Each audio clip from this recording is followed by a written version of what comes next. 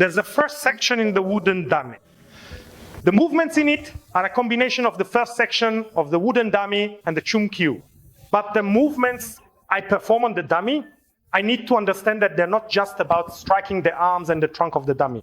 As much as I need to pay attention to the characteristics and qualities of the movement precisely, so I can make sure that every movement I do on the dummy is done correctly. So when I come to apply it in real combat, it actually works for me. I don't find that the movement works here, but fails in real fighting. So to have a link between training and real combat, that link is proper training for you. From the basic stance in front of the dummy, at the start, I stand about 1 meter to 1.5 meters away from the dummy like this. Of course, I stand in a stance up, down, up, then I pull and place my left leg forward along with my hand here like this.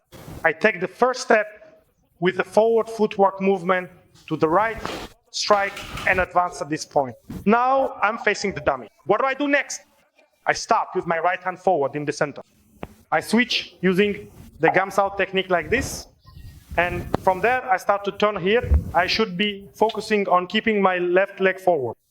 When I start to turn, I use the Yuma technique, meaning I'll be balanced on my right leg while striking like this.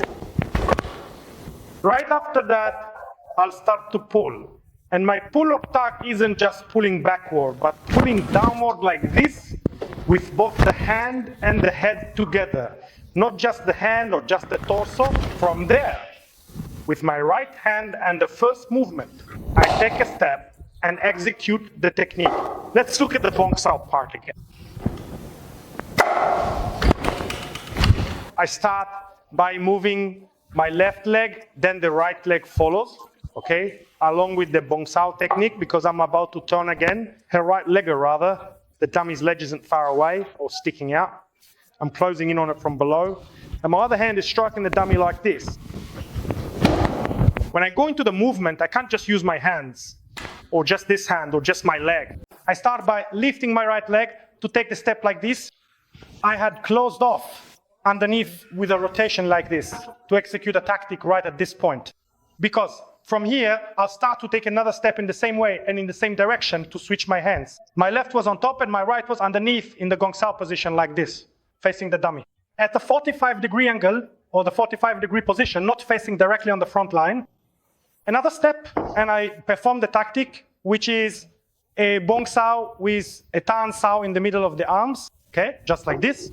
From here to here, okay, with the step, I don't do the movement before the step, and the step doesn't come before the movement. They happen at the same time as I move my legs.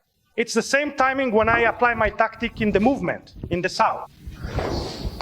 From there, I start to take another step with my right leg to execute the tactic and go in again, going underneath the way I know and as we agreed.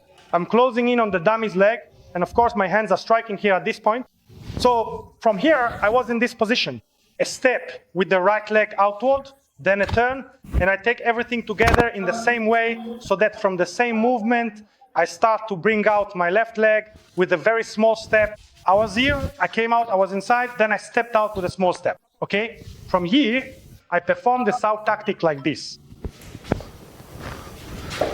So now, I'm balanced on my right leg in the Yao position, and from there, I'll start to turn with my hands, the right one. The Shun Sao tactic, and I perform the tactic in the other direction. And this one is still here. Now, I'm balanced on my left leg. From there, I'll start to turn toward the dummy while rotating my hands. And I apply this tactic. Let me show the whole sequence again.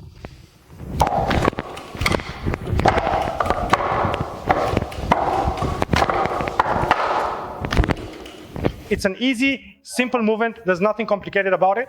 It's very important that you don't perform the movements using just your body, but you need to get used to and make sure that you apply the characteristics and features of the movement in every move. When should you breathe with the movement, before it or after it?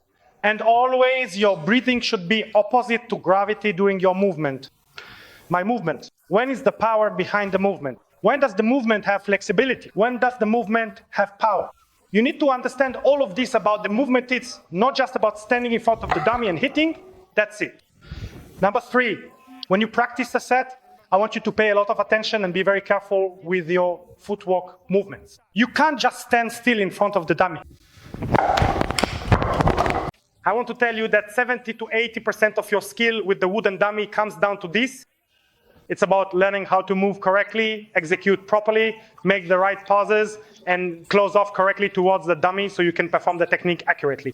If I just do the movements with my hands and upper body only, then I'm not really training on the dummy.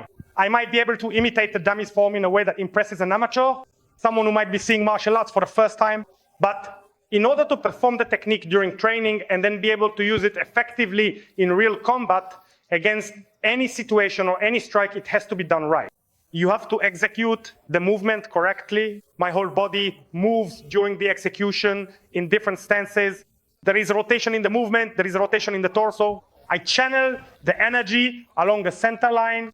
In all my movements, I always focus on the center line, making sure it faces the dummy and stays on the center line. If I was at this angle, then my center line is here, and when I face the dummy from this angle, there is a center line.